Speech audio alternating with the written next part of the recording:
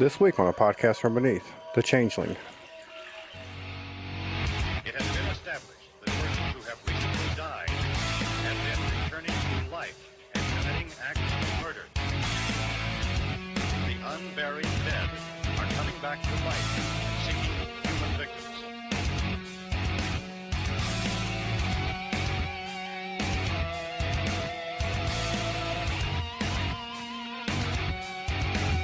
Aaron, how's it going?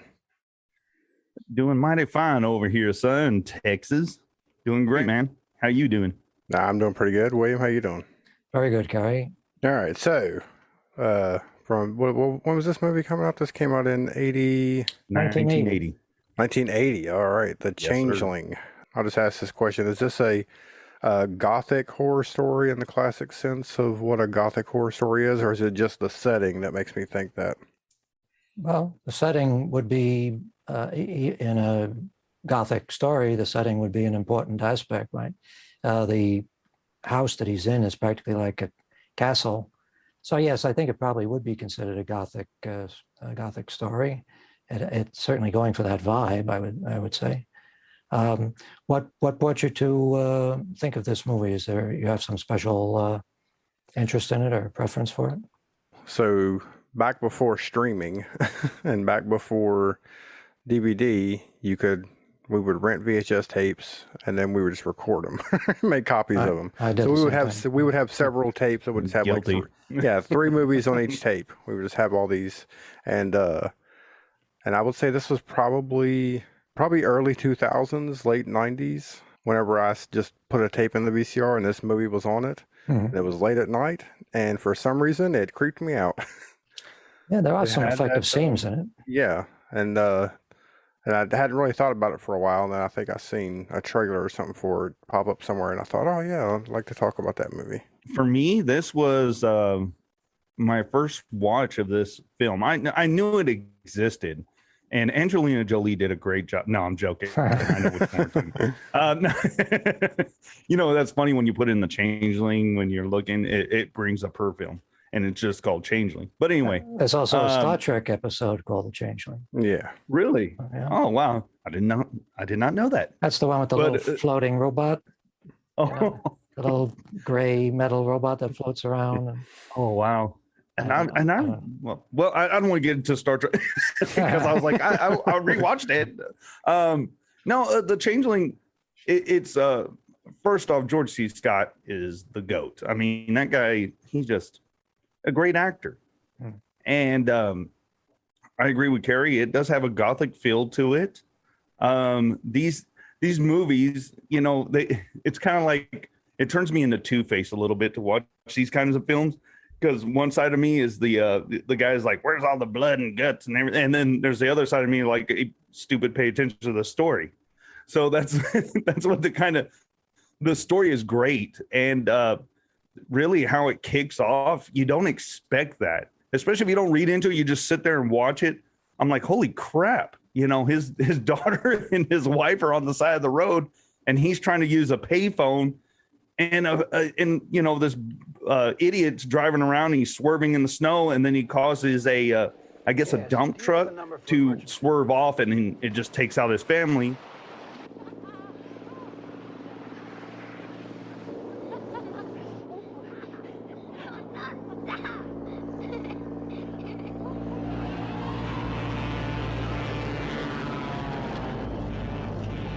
How many dramas and horror films especially begin with traffic accidents that kill family members?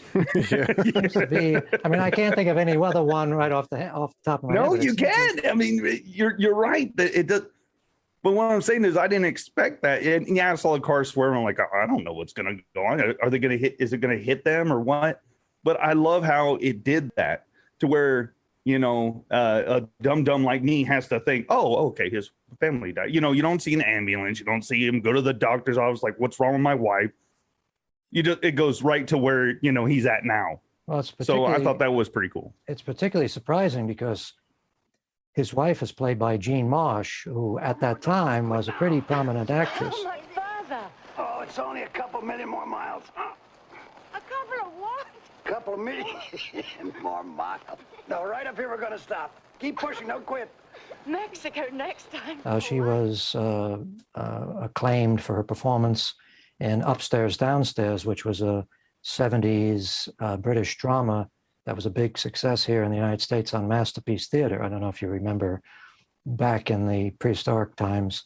I know what Masterpiece Theater is. I think Masterpiece Theater is still on the air, but Masterpiece Theater would bring British TV shows over to the United States. And of course, if it was British, then it was a masterpiece. That goes without saying, right? Yeah. No matter what they showed, it was a masterpiece because it was from... You mean Benny Hill's a masterpiece? That's, yeah, suddenly anything would qualify.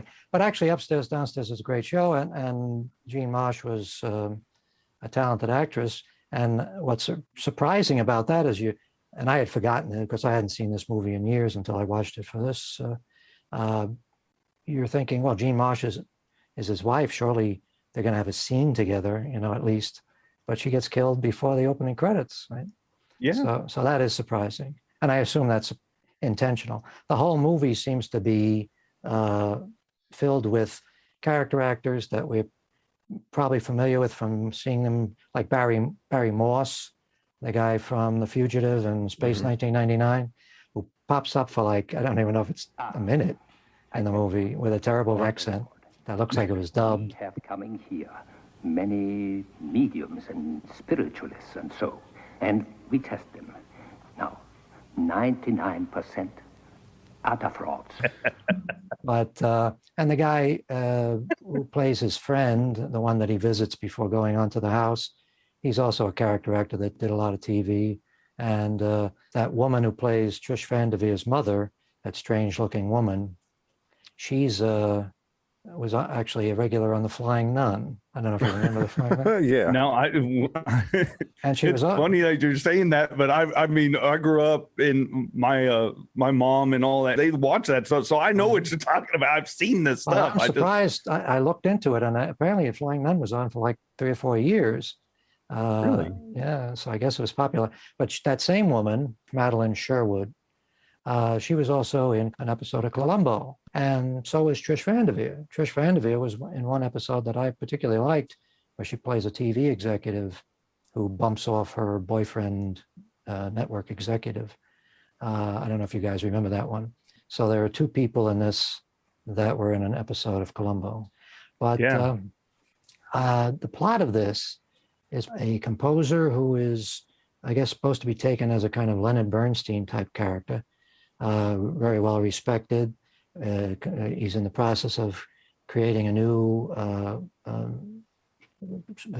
composition of some kind, a symphony or something like that. And in the I guess it's pre-credits, we see this traffic accident that you described where his wife and his young daughter are killed.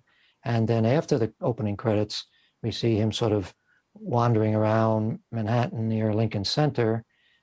He's despondent and decides to sell his apartment in Manhattan and move to, I guess it's Seattle, to live in an old house, which is being leased to him by the Historical Society there. And once he gets himself settled in, he begins to hear strange sounds.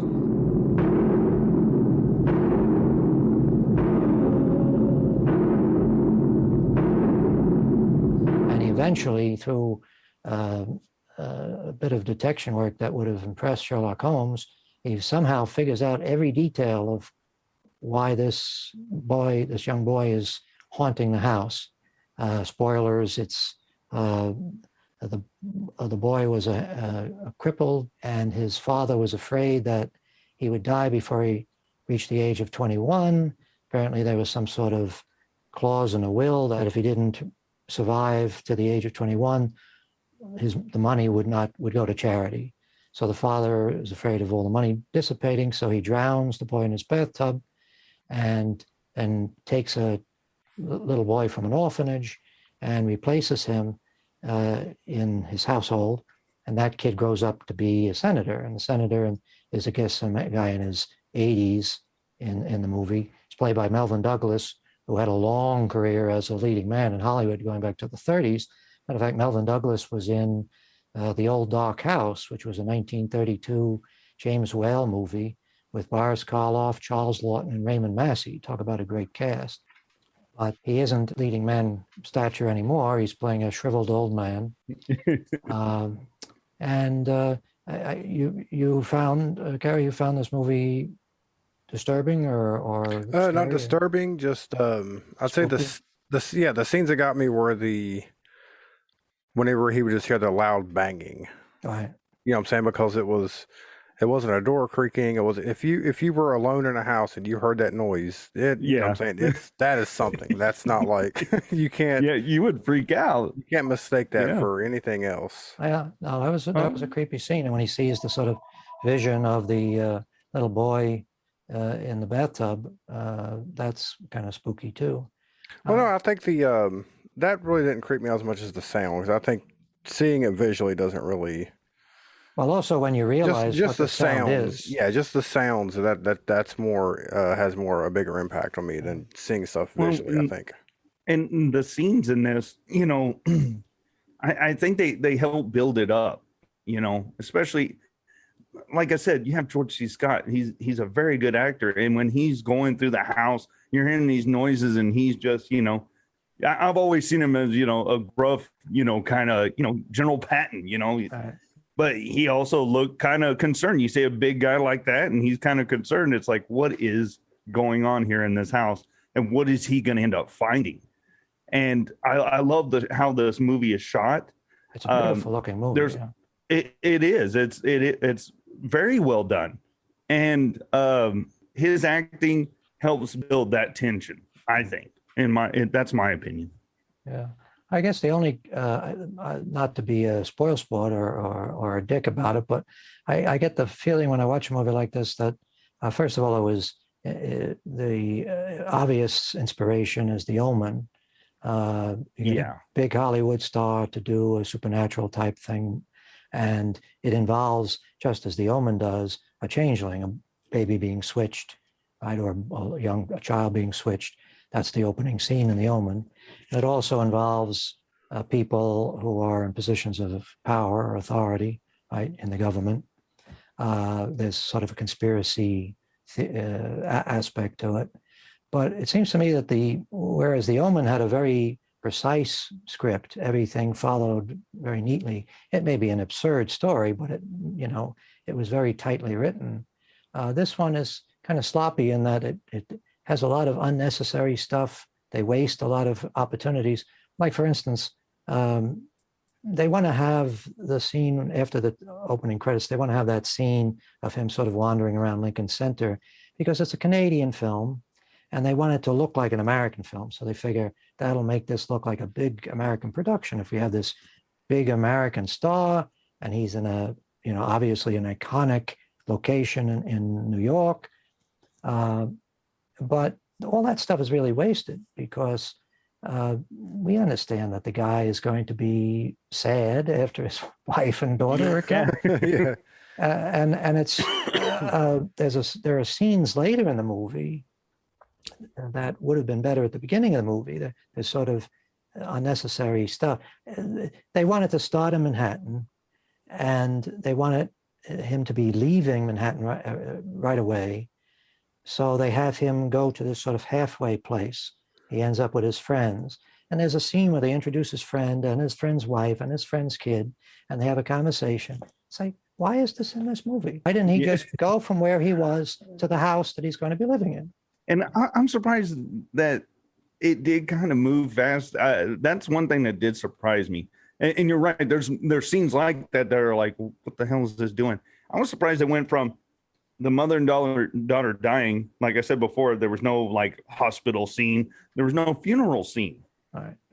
But it shows him going through his thing, and then he goes to this place and this place. But I did feel like, yeah, it's kind of a slow thing, but not really. I mean, they kind of, moving to this spot, and it didn't really take that long. You know what I mean? Like I expected it to take longer. Well, so that's just me. I didn't find it boring. I enjoyed it both times that I've watched this film. I've enjoyed it. It's atmospheric and it's always fun to watch George C. Scott. But it just struck me that with films like The Exorcist and The Omen, they sort of finely tune the story so that everything counts, and the stuff later in the movie is more effective if the proper groundwork has been laid. Nothing that happens in the rest of the movie has anything to do with those scenes in Manhattan, right? There's no point to the scene where he is greeted by the doorman, and the doorman gives his condolences or says, if anything you need. There's no point to the scene with him talking to his maid or housekeeper when she drops the ball. All that stuff could have been done away with. My version of the story is you take that scene later in the movie where he's teaching the class, which is wasted where it is. I mean, what's the point of that scene, right? It shows us that he's a good teacher. It shows us that a lot of people want to be in his class. I mean, what's the point of that? We all know that it's not raining outside.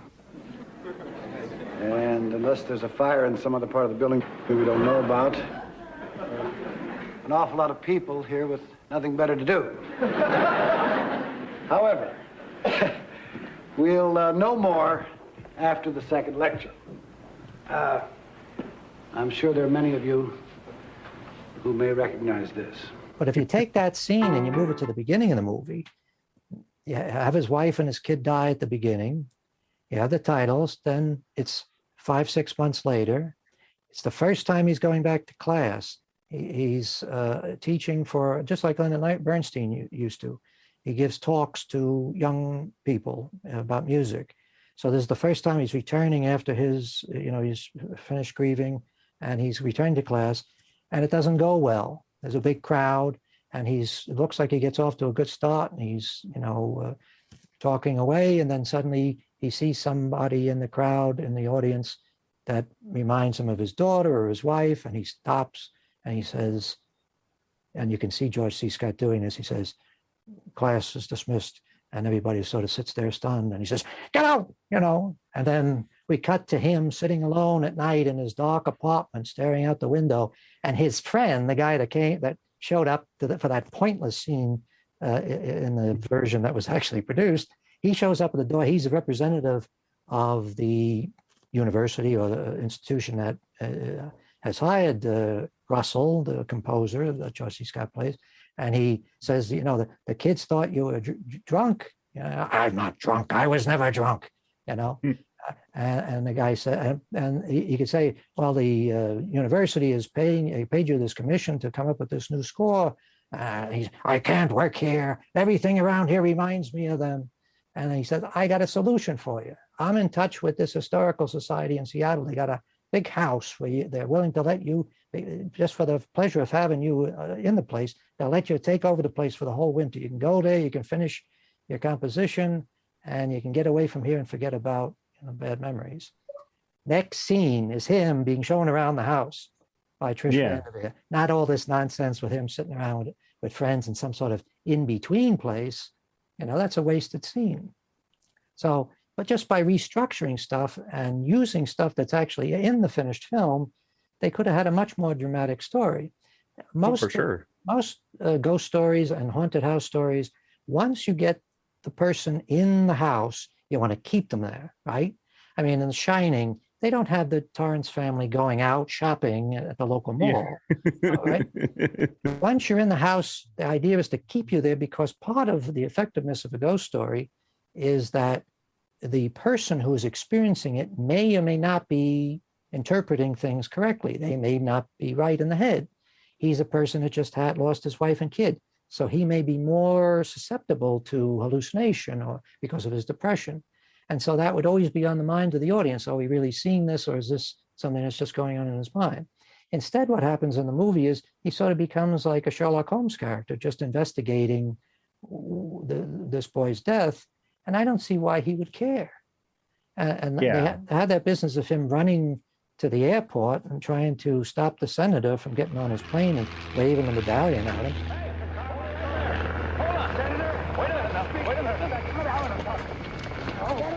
I'm John Russell. I'm living in your house. Senator, look, I want to show him that. I want to talk to him. Let me go. Senator, look at this medal. It's a baptism medal. It's got your name on it. Got him? Who's got him? He was buried with a body.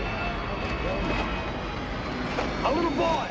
There's all sorts of problems with that scene. First of all, 1980 was before 9/11, obviously, but there were plenty of hijackings and plenty of assassinations. You can't just drive up to a senator as he's getting on a plane, and start harassing him. And also, what is his motivation for doing that? What did he think the senator would say? Why is the senator a villain in this? The senator doesn't know anything about what happened. Yeah, he Senator was a little boy. Right. Yeah, they vilified him, and it's like he didn't know. The only villain in this story is the father, who presumably is long gone, right? The father who drowned the little boy. Yeah. So what did he expect to accomplish? Did he expect the senator to say, "Oh, you crazy person who comes screaming at me when I'm getting on my plane. Come on, let me see what let you me have talk for to you a me." minute. Right.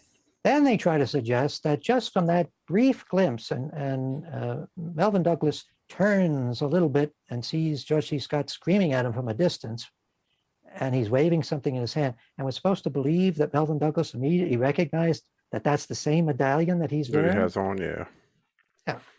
Why does he care so much?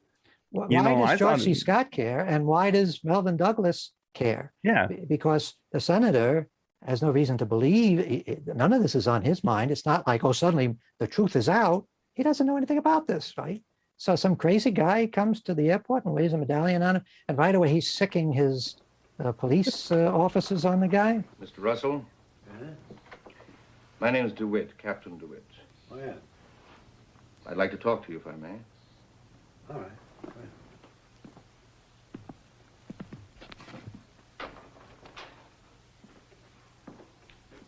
Quite a house. And that scene is a throwaway as well. Same problem. Why should we see that police officer as a villain? He's taking the direction from the senator who says some person's trying to blackmail him. But when he shows up at the place, and they got the guy who played a Klingon on Star Trek to play this part, but he's not a bad guy. He's doing his job, right? And as far as he knows, this guy is trying to blackmail the senator. But why would the senator think he's trying to blackmail him? Blackmail him about what did the senator do? Yeah, right. He didn't. He's do like, they anything. found that girl in the lake. And they had that other scene earlier where the woman at the Historical Society is calling the senator. And that doesn't really make sense either, because first they're trying to position her as sort of like the villagers that tell Renfield not to go to Castle Dracula. The house doesn't want anybody to live there, all that sort of bullshit. That house shouldn't have been rented. Miss Norman rushed those papers through our attorney's office. She did not use proper channels. Why should anyone object? That house is not fit to live in. No one's been able to live in it. It doesn't want people. It's not the sort of thing you would expect to hear from a rational person, but that's the way she is in one scene. And then the next time we see her, she's calling the senator and says, "Oh, somebody's looking into your, somebody's investigating you." Hello, Minnie. How are you? I'm fine. They've been going through the files. Let me have that name again. John Russell. I'm very glad to be of help, as you know. Goodbye. Why would she think that there's any information that would need to be protected? Is she calling the senator to say that house you used to live in is haunted and somebody's investigating that? Or is she calling to say, I know that you aren't really the guy's kid and the original kid was drowned and somebody's looking into it? Obviously, that's not the case, right? She doesn't know about that. So why is she doing that? It doesn't make sense. It seems to me that the screenwriter here is sort of coasting on the fact that all of these scenes are things that we've seen in other movies. So he's expecting us to just accept it without thinking about it. But I mean, those seem like that. What they should have done is put George C. Scott in this place and allow him to interact with the ghost. And they really needed a second ghost here, not just one. They need two. You need the boy's ghost, and you also need the father's ghost. Mm-hmm. And the way I would reimagine it is the boy's ghost is haunting people who live in the house because he wants to reveal that the father murdered him. And the father's ghost is stuck around the house to keep people out so that they won't hear what the little boy's ghost has to tell them. So just like in Hell House, you're never really sure which ghost is doing what. It's not just one ghost because the little boy's ghost, it's sort of inexplicable as to why he's behaving this way. He wants George C. Scott to know for what reason?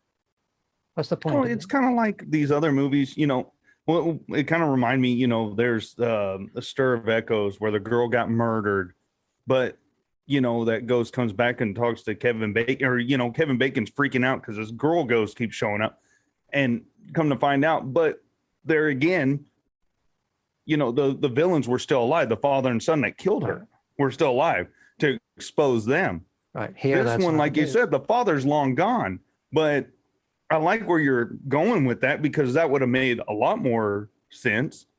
And then maybe if you wanted the senator to be a villain, the senator probably found out years later or whatever when he got older. Right. And he sees George C. Scott start doing his thing. And he's like, okay, I'm going to send my dudes to shut this guy up because I love my father. I don't care what he did. I don't want him exposed to be a dick, or an asshole that murdered his own son. Yes.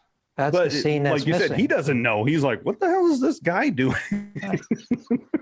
and the actually, by sending the police officer to browbeat George C. Scott, he's confirming, yes, you do have it on. You have stuff on me. Whereas if he just ignored it, who would ever believe a story like that, right? The other problem is, as I say, you want to try to keep people in the house. Right? Once you get the haunting started, you don't want people going off different places. You don't want scenes of people driving around. That adds to the production value, makes it look like a big fancy movie, but it lets the air out of the film. Why is the well in somebody else's house? That's what I couldn't figure out. Because you're stuck then introducing a whole new set of characters later in the thing. They have the scene early on where he finds the room. The room is hidden behind shelves, which is a Rosemary's Baby reference. If you remember Rosemary's Baby, she has to take all the towels off and take the shelves down in order to get into the other apartment. I would say that should have been saved for the well. There's no reason, no conceivable reason why somebody, after they commit a murder, they kill a small child, and then they leave the room exactly the way it was with the wheelchair and with all this evidence that proves that such a child existed, and they just put a bunch of shelves in front of the door. I mean, but if the room is just a closed room that's not used in this enormous house, that would sort of make sense. And when he finds the room, he's just led up all those flights of stairs and finds the room that sound is emanating from. That would make sense. But you wouldn't still have the wheelchair there, right? They had the wheelchair there because they want to have that fairly ridiculous scene with the wheelchair chasing. So save that for later. Save that for when he's going to the basement and looking around and he finds some little cubby hole, and then he goes inside and he finds the well. And that has to be done just by himself. The suspense should be, what is he going to find? What's going to happen to him? There's really no menace in this film. We never really feel like anybody is in danger, right? Yeah. Which is a real difference from The Omen, where at any moment some pane of glass can cut your head off and spikes running through people. Someone hanging herself at a birthday party. Well, going back to why the ghost is there, I just assumed it was the find my body and put it in a proper burial so I can go on to the afterlife, whatever, that sort of storyline. But if that's the case, then that's another scene that we really should have seen in the film, right? There should have been the medium that they bring in should say that this ghost won't be able to rest until he's taken from the scene of the murder. If it was in the house, should have been in the house. Take him out of this unholy place so he can go on. What But did you think about the seance scene with the automatic writing and all that? I thought well, that I was thought reasonably that was pretty effective. good. Yeah. Yeah. Is there someone here you wish to communicate with?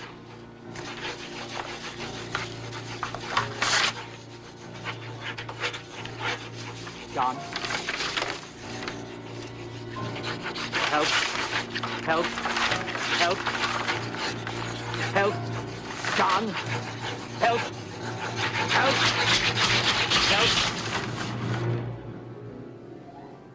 Help. The scene with him reviewing the recordings, that's a ripoff from The Exorcist. Right? Yeah. And not really as effectively done. I mean, the sounds that Jason Miller hears when he's reviewing the tapes of him talking to Reagan still, send a chill down my spine. But this, in here, it's just a voice. It doesn't really.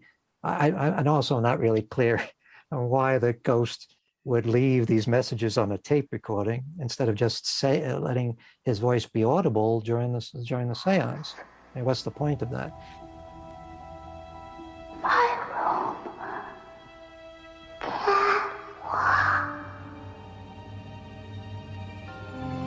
Will you tell us why you are not at rest? My father. Joseph, did you die in this house? My room. How did you die? How did you die? How did you die? It seems like a lot of the scenes are just filler. They're just But there was one scene that I didn't understand, and it was I guess he had some of his students over, I guess, playing his piece that he's writing. They're playing for a couple minutes, and then they stop, and then it cuts to them packing up in their car and leaving. And I was like, it was like just two short scenes, like they just edited together, and like it didn't make sense. I don't even remember. Oh, I get you. Yeah. Well, very good. We're still not together on the offbeats. And darling, you're retarding a little too much on the last 4 bars. Otherwise, it was splendid.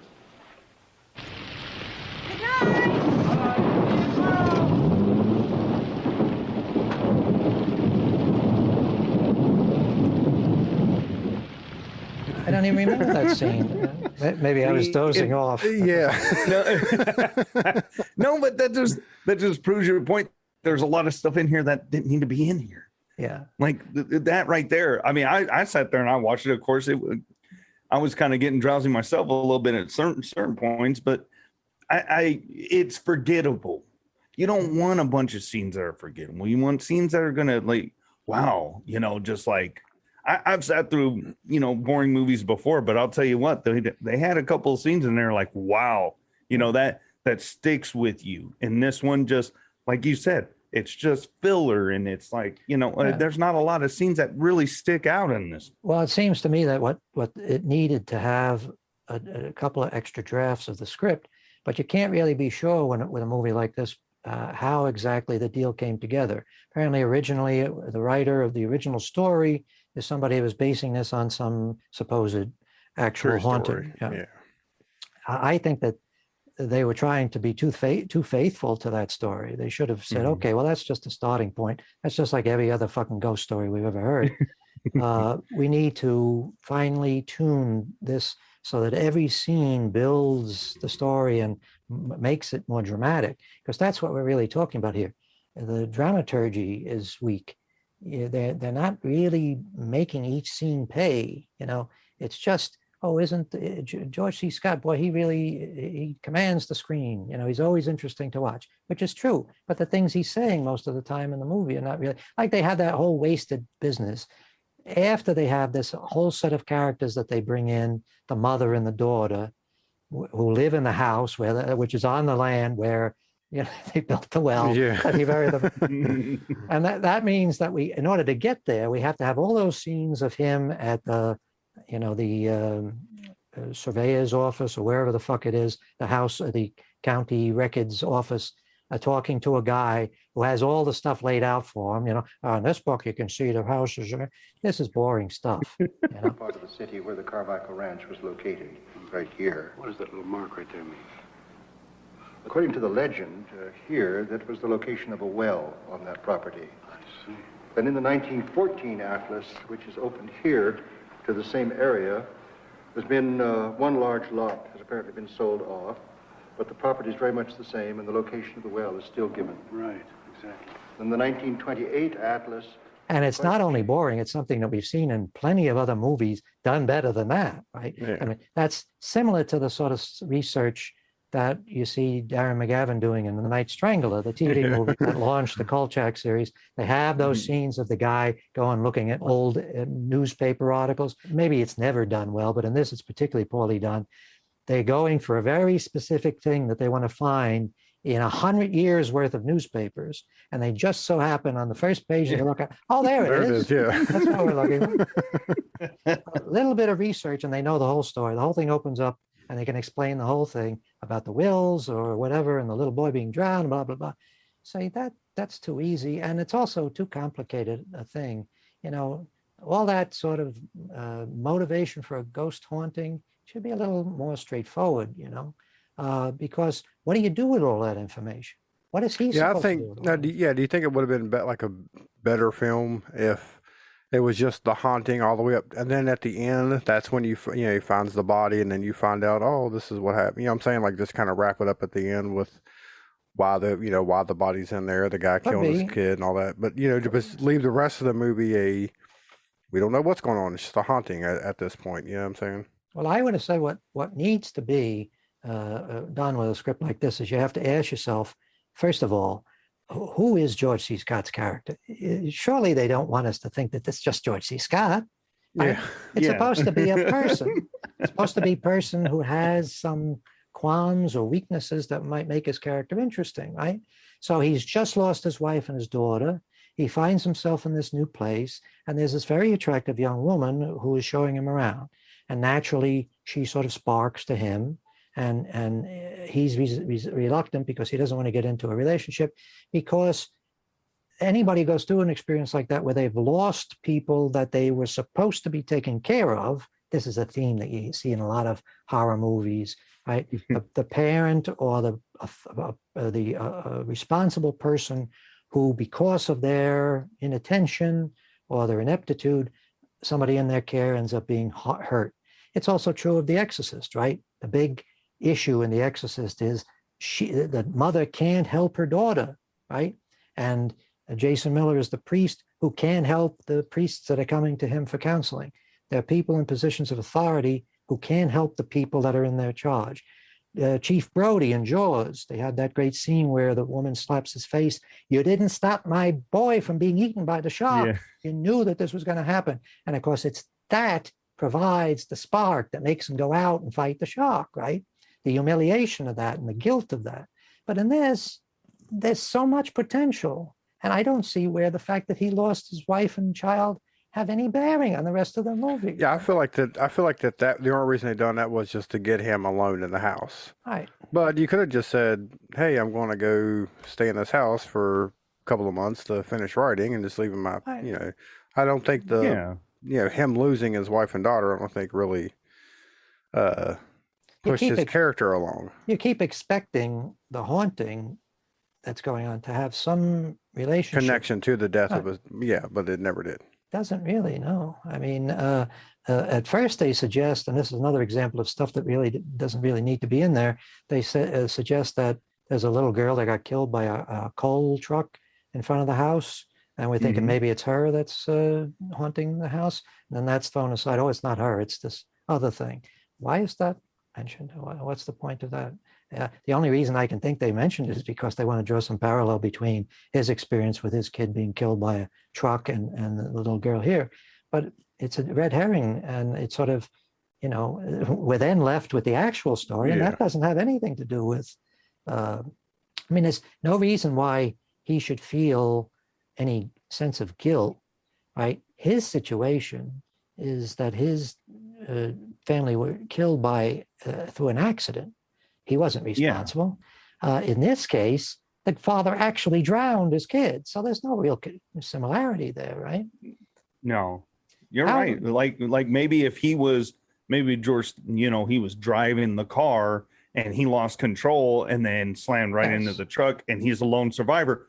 That would have made a lot more sense. Not stuck in a phone booth, just banging on it. Like, I get what you're saying. It needs better connection than that. The other thing is that the attempt to make a villain out of the father, even though dramatically there's no way to make that pay off. We can never bring the guilty verdict home to the father. The father's gone. The problem here is once he discovers that, and it's not really clear, it wasn't clear to me whether that was his vision, he's seeing the little boy being drowned by the father, or if that was something that the filmmakers were showing the audience. But I gather that George C. Scott saw it mentally somehow. It's once you do that, that's the end of the story, right? Once you figure out what the banging is, then where do you go with that?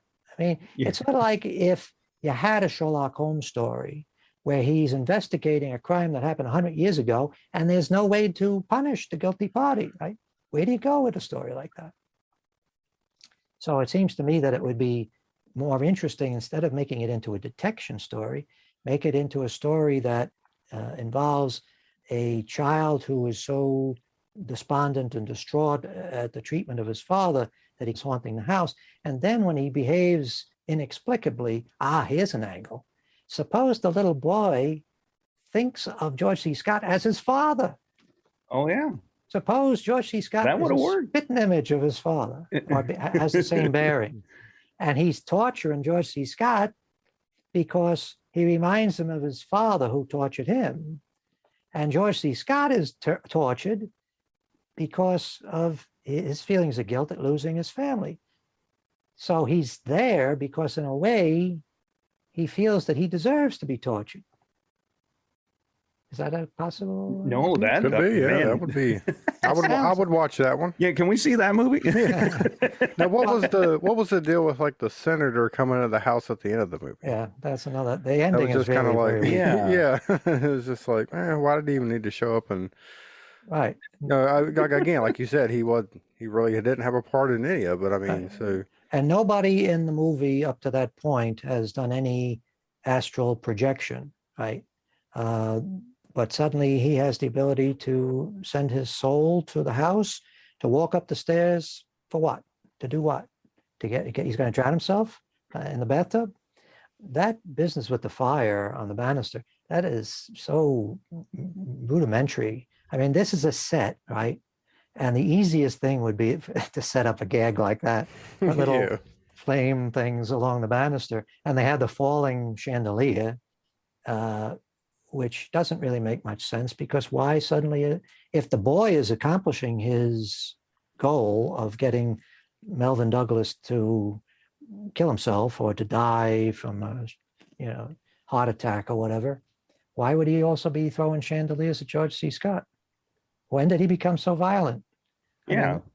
That also makes that scene with the cop not work too well. That's one of the weaker death scenes that I've seen in these type of movies. We don't even see it. You just see the car overturned and a hole in the windshield. Upside down in the middle of the road. It's that man, that policeman was just at your house. DeWitt, he's dead. They wanted to be classy, so they didn't want to do like an Omen type death scene. Right. But that doesn't. The boy really isn't. The little boy's ghost isn't really killing people, right? That's not the reputation the house has. Be careful, because you might end up dead if you hang out there. But suddenly he decides this particular guy is deserving of being killed, and he's going to throw a chandelier at George C. Scott. Hell House, which was written by Richard Matheson, which is the same guy who wrote Stir of Echoes, actually. That's a much better. They made that into a movie with Roddy McDowall, and that's a corker altogether. That's a great movie. Sometime maybe we should cover that. I don't know if you guys have ever seen that. I don't think I have. Yeah. I haven't. But Richard Matheson based the idea of Hell House on The Haunting of Hill House, which is the Shirley Jackson book that they made into The Haunting, which is another great ghost story.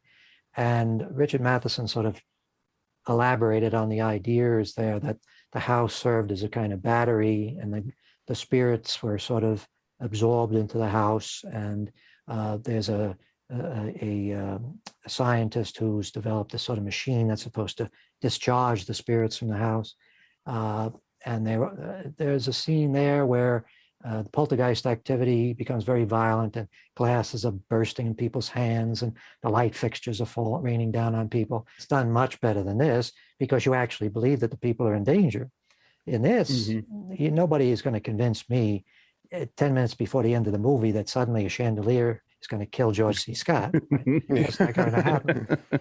And Trish, do you think the ramping up the fire and the deaths, do you think that was a studio thing? Oh, well, I don't know if the saying, hey, let's make this a little bit more exciting. I think it was the producers say, we got to do something, right? But fire is not one of the colors that they were using to paint this picture. Water is, right? All right. Why are we suddenly dealing with fire? When did the kid become a fire starter? It's because it's something that can be cheaply done and it looks spectacular.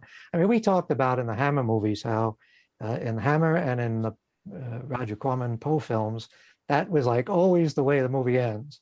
Somebody knocks over a candelabra and suddenly the whole place is a castle that stood for like 500 years is burning down somehow. It's made out of stone, but somehow it's collapsing. But anyway, that they figured, well, we need some sort of action in this, so let's have some visual spectacle at the end. But it's very weak, and the Trish Van Devier's character, and she's a terrific actress. I thought her interaction with Peter Falk in the Columbo episode was great. She's no slouch when it comes to acting. Now, was she married to George C. Scott? She was, but apparently the difficulties in their marriage resulted in the two of them spending more time together on set than in real life. Yeah. Oh, wow. Mostly separated, apparently, because George C. Scott was apparently quite a difficult person. Can I bring something up too on the in the cover? I just looked over at my my iPad here, and it says, "How did you die, Joseph? Did you die in this house? Why do you remain?" Right. So like you said, like it just doesn't make sense to me. Yeah. Well, the problem is that question that they're asking is the end of the film. That's where the film should end, when we finally figure out why he's there, because that's what happens in Hell House. In Hell House, the climactic scene, which is a doozy, with Roddy McDowell facing down the ghost, that's the powerful man whose ghost is still inhabiting the house, and being knocked off his feet by the force of the ghost. No one could really see you then, could they? No one could find out your secret then, could they? You were a genius! You were a genius!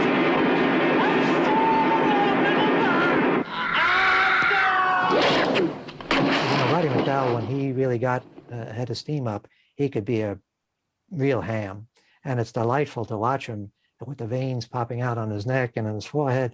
It's terrific. But there's nothing like this in this movie. This movie, we don't really understand what the motivation for the ghost is, other than revealing his father's crime. And it's not really clear why he would care if George C. Scott is able to convince other people.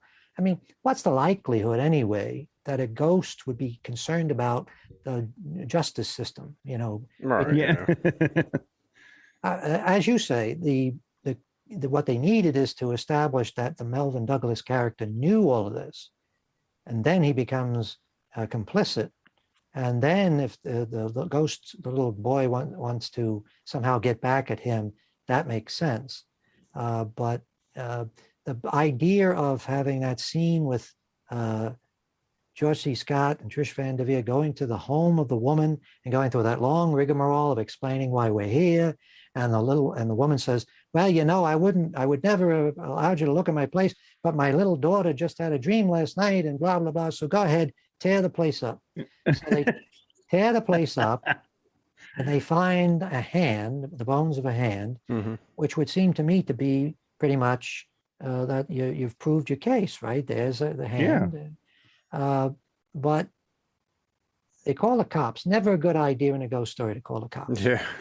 Because that's tedious stuff. you know, trying to convince, but police officers are all about logic and detection and doing things by the book.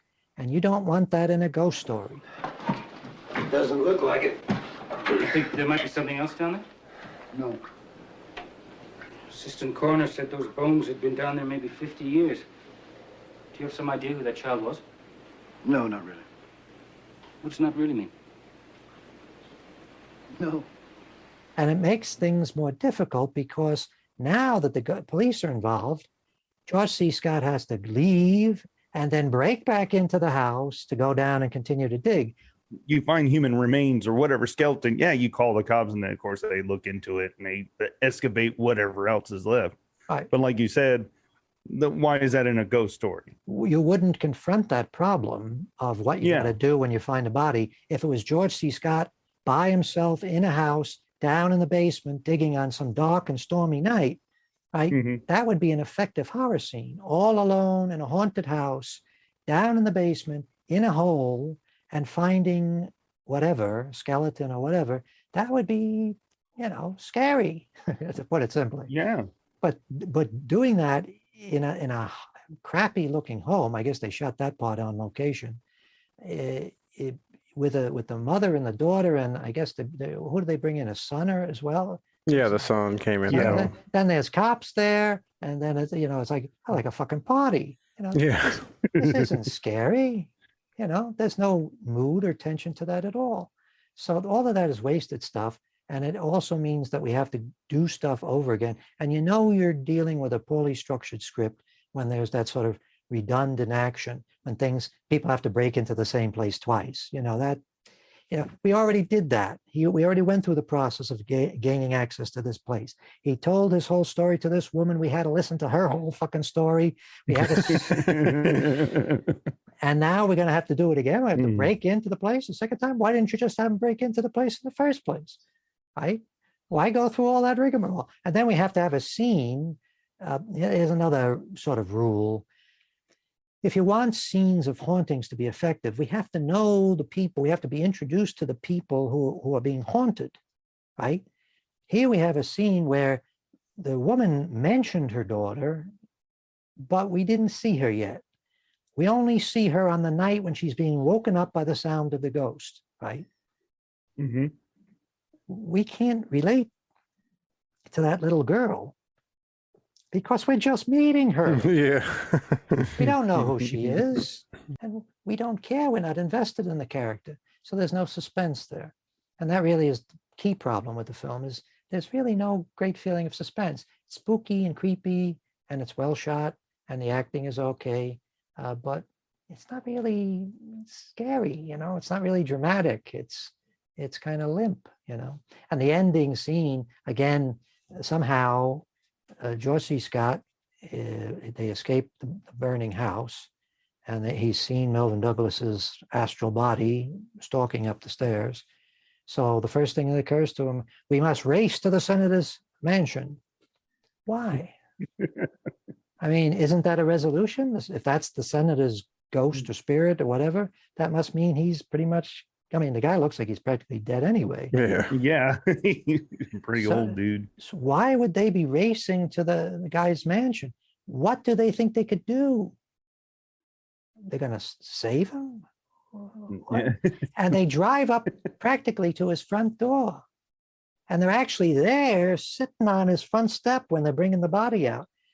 Apparently, there's very bad security at the senator's mansion. Yeah.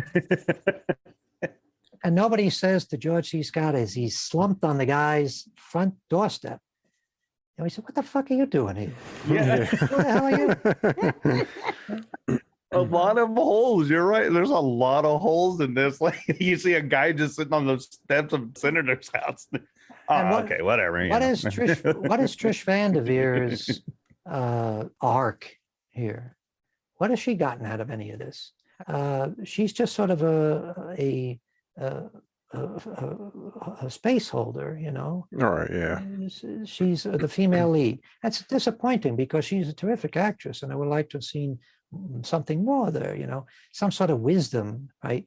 Like she could help George C. Scott deal with what is going on, help him explain it, instead of just being somebody who's standing nearby. And they go to the trouble of introducing her mother, who's the flying nun actress, who's a very unusual looking woman.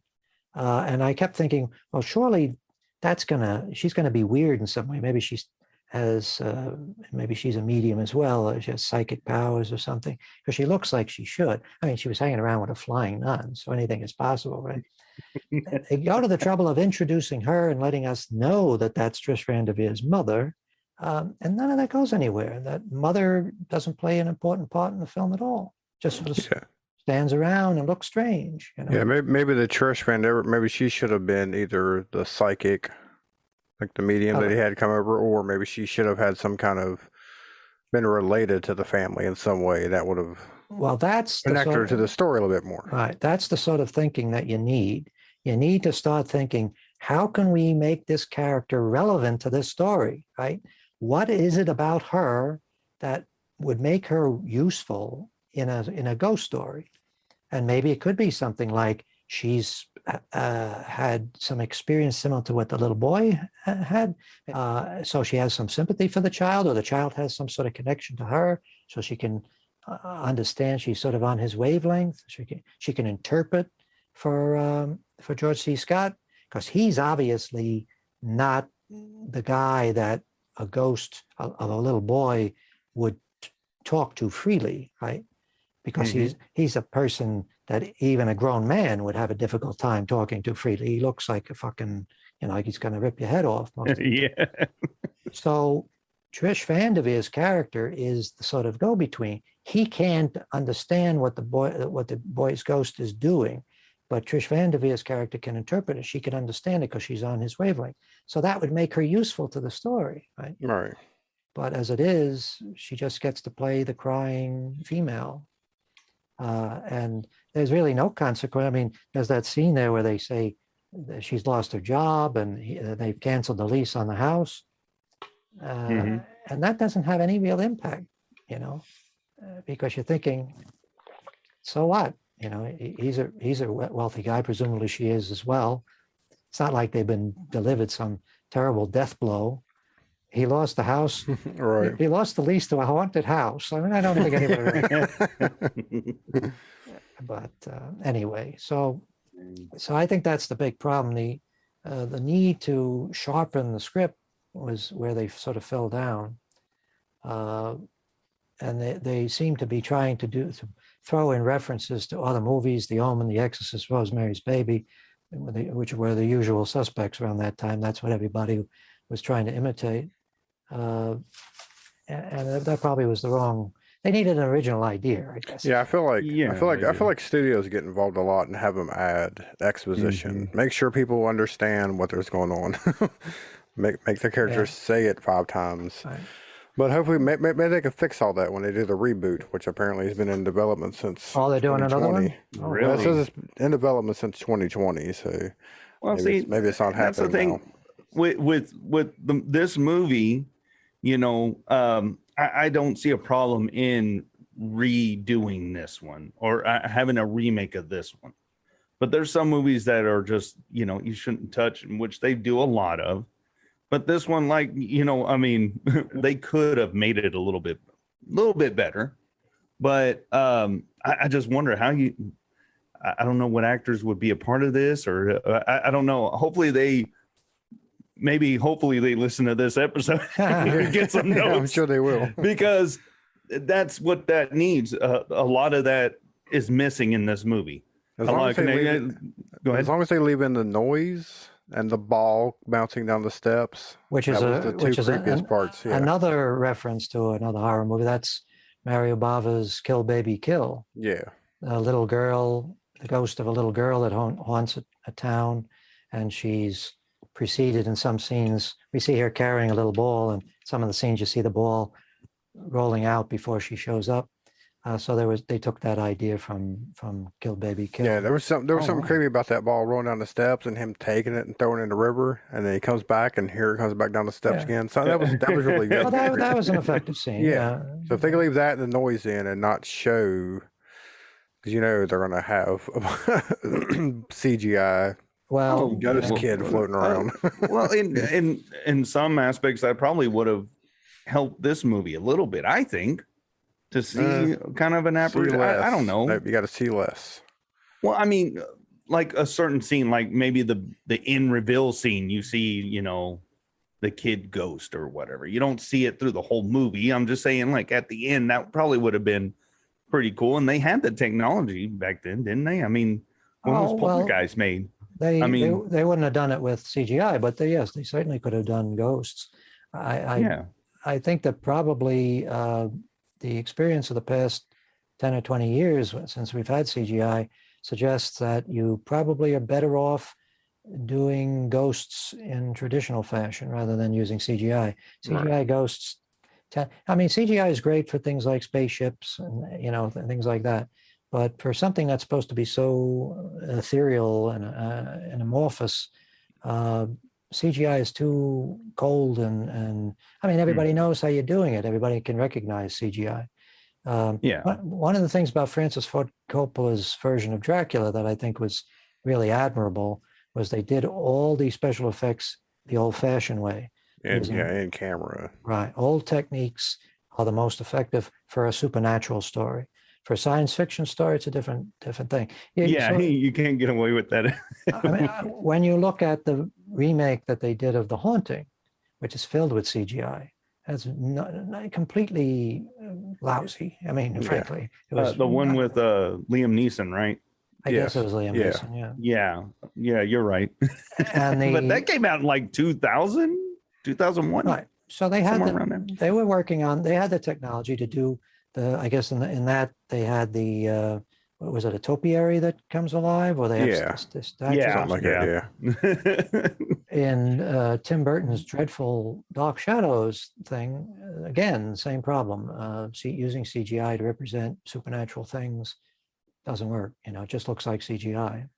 So I would recommend against that. But I think what they really need is, well, first of all, I don't know if you strip away all the bad things, even though we've been able to construct a somewhat better story as we've been talking. I think if you stripped away all the stuff that doesn't really work in this movie, you might just as well go and write your own original ghost story. You're right. Yeah. You know, there's not much here. The key thing is to, as far as I'm concerned, is to get the person in the place and to and leave them there and let keep them there too. Yeah, don't. Because here they're going all over the place and they're visiting the map office and they're taking drives. They have that long scene where they go to the historical society and they're standing on the patio, with the streets on either side, which was a beautiful shot, but I don't know why we're watching it in this movie. Right, yeah. It's a Canadian production, so they wanted to put in a lot of eye candy. They wanted to put in a lot of attractive locations. So if you put all that stuff into this film, it makes it feel like a big, expensive Hollywood movie. Right, yeah. That seems to be what they were trying to do, and it worked. Because I think this was the most successful Canadian production up to that point. And it's considered, according to the Wikipedia article on it, an influential Canadian film, or the most influential Canadian film, which doesn't sound right to me because David Cronenberg was doing his movies, and I would think he would probably be the most influential Canadian filmmaker. I can't think of anybody else that comes close. Yeah, I was trying to find the box office numbers, but I can't seem to find them on. I guess IMDb, you got to pay a subscription now to get all the good information. Well, according to the Wikipedia article, it was successful. It doesn't give a precise amount. The critics liked it. Apparently, it was well received by the critics. But George C. Scott seems to be one of those actors who, maybe like this film, never realized his full potential. Right. Yeah. Seems to me he was always, particularly at this time in his life, he was doing a lot of movies that sort of were misses, good, well-intentioned, seemed like a good idea at the time movies. And that really was true from the 70s on for him. He did Patton, which was this enormous success. Yeah. He won the Oscar, he turned it down. He did Dr. Strangelove before that, I guess. And that was a tremendous success, right? So he had two really great films under his belt. He was highly regarded as a stage actor. And then he started to do some rather weak movies, like he did The Day of the Dolphin, which was Mike Nichols' first big bomb after The Graduate. Well, actually, Catch-22 might have been unsuccessful as well. But Day of the Dolphin was a particularly embarrassing failure because it was such a silly movie. It's a movie about dolphins that are being trained to assassinate the president. What? You're right. Normal system of communication. Speaking our language is very difficult for him. Why is he doing it then? What motivates him? He does it for me. Why? Fa? Why does Fa speak? Fa, speak. Yes. Why Fa speak? Fa, speak, fa. Why does Fa speak to Pa? Fa, no. Fa. It was a prestigious film. They spent a lot of money on it because Mike Nichols had just had one of the biggest hits of all time with The Graduate. That was an enormous hit. So they lavished a lot of money on. George C. Scott was in it, so a lot of money was spent on a movie about a president being at risk from a dolphin. You're right. Now, when it comes to George C. Scott, I would say that, like, I mean, he's known for Patton or whatever. My favorite performances for him is obviously Exorcist 3. Exorcist 3. Oh, no. 12 Angry Men, and then his version of Christmas Carol that he was in. Oh, that was terrific. Those are those are the three that whenever you say his name, that's what comes to mind. Other than Patton, but that's like, everybody knows him for that. And it's a good, solid production of that story. It's one of my favorites. Also a ghost story, and it does all the things in that this movie fails to do, which should is have done, yeah. precision and storytelling and clarity and character motivation and the consequences of things, But he also did Exorcist 3, and he also did the Hindenburg. So it looks like he was sort of looking to get in on whatever was voguish in Hollywood at the time. Like the Hindenburg came late in the disaster film cycle. And even though most people would have said, a story about a dirigible that blows up and is completely gone in the space of a minute, that doesn't really give you much material to work with as a disaster movie, right? Most disaster movies, the disaster happens at the start of the movie, and then you have people trying to survive for the rest of the movie. The whole movie, everything's fine until the ship blows up at the end. Right. It wasn't a terrible movie, but it was certainly, it was not a great idea. And he did They Might Be Giants, which is kind of an interesting movie, but it's not really. Have you ever seen that one? I don't think so. No, I haven't seen that one either. That's the movie that they got the name for the band from. You've heard of the band, They Might Be Giants. George C. Scott plays a judge or a lawyer who is mentally ill and comes to believe that he's Sherlock Holmes. He's assisted in his adventures by Joanne. What was Paul Newman's wife's name? Joanne Wood? I believe so, yeah. Yeah. Anyway, she plays a psychiatrist whose name, coincidentally, is Dr. Watson. And when I sat down to watch this a couple of years ago, I managed to find a copy. And I thought to myself, I've been waiting for years to see this. I tried to rent it when it came out on VHS, and the tape I got was defective. So I only got like 10 minutes into the movie. But the first 10 minutes are great. So I was waiting for years to when can I get another copy of this? And the first 10 minutes are great. When you watch this, you're thinking, this is brilliant. A crazy guy who thinks he's Sherlock Holmes, and it works. He actually is like Sherlock Holmes. It is the logic. Think he can talk, but he won't. The silence is the clue. No coaching, please. I work by pure deduction. Who was silent? Who had everything but sound? The mutes of history? No, they couldn't talk. He can. A monk with vows of silence. No. Sound. Why, the early movie. Why, the man's a silent film star. Which one? The most unlikely one. It's only logical. That means he's brave, huh? Man of action. Stern. Aloof. Yet passionate.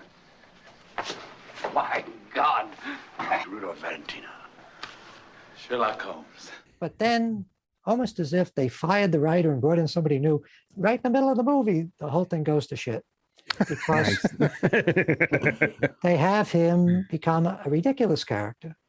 like he's sneaking along the streets with his magnifying glass, and things like that. Silly stuff. There's one scene where he's looking for clues in a trash can in Times Square, and he actually gets into a fight with the garbage man, and he's rolling around in the street amid the trash in Times Square. That makes the character look like a fool. I wanted to see a story where the crazy guy actually is Sherlock Holmes, where he actually is able to solve crimes. Right, yeah. Anyway, you guys should check it out. It's worth watching because it is kind of a cult film. And apparently the guys who named their band after it, they were impressed by it. So, there you go. Yeah. Joanne Woodward was Joanne Woodward, right? Yes, yeah.